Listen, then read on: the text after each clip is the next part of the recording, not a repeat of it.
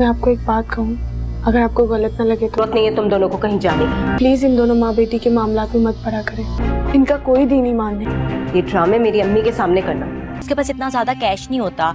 ये तो इसके डॉक्टर से फोन करके आप पूछ लें कि क्या कंडीशन है इसकी। क्या मतलब है कि जॉइंट अकाउंट है ना। ड्रामा सीरियल मोहब्बत रेजा रेजा के आने वाले एपिसोड में आप देखेंगे कि ईसा की माँ उसे इतना भड़काए कि ईसा तो अब सबात को तलाक देने का ही फैसला कर लेगा। जी हाँ, तो आने वाले एपिसोड के स्टार्टिंग सीन में आप देखेंगे कि सबात के नाम पर इतने झूठ बांधेगी ईसा की माँ कि ईसा उसे कहेगा कि आपके साथ इतना कुछ कर रही थी सबात और मेरे सामने ये ड्रामे कर रही थी कि वो आपका इतना ख्याल रखती है। पहले तो मुझे भी ये लगा कि सबात सिर्फ इसलिए ये कर रही है क्योंकि वो आपसे इनसिक्योर है, क्योंकि मैं आपकी इतनी परवाह करता हूँ। शायद ये बात उससे बर्दाश्त नहीं हो रही होगी, पर आपकी बातों ने तो मेरी आंखें ही खोल दी हैं। और फिर दोस्तों ईसा की माँ की बातों पर वो जवाब देते हुए कहेगा कि बस अब ठीक है, मैं भी नहीं लाऊंगा उसे कभी। अब अगर सबात भी यही चाहती है तो ठीक है। यहाँ पर ईसा की माँ ड्रामा करने लग जाएगी और उसे कहेगी कि बेटा तुम क्या करने वाले हो, तो वो उसे कहेगा कि मैं छोड़ दूंगा उसे। तो वो दोनों बात कर ही रहे होंगे तो उसी दौरान ईसा को कॉल आ जाएगी सबात की। सबात ईसा को ये कह रही होगी कि तुम मेरी फोन क्यों नहीं उठा रहे, तुमने तो मुझे सफाई का भी मौका नहीं दिया ऐसा। जिस पर ईसा उसे कहेगा कि क्या सुनूं मैं, इतना सब कुछ करने के बाद भी तुम फिर से सारा इल्जाम मेरी माँ पर लगाओगी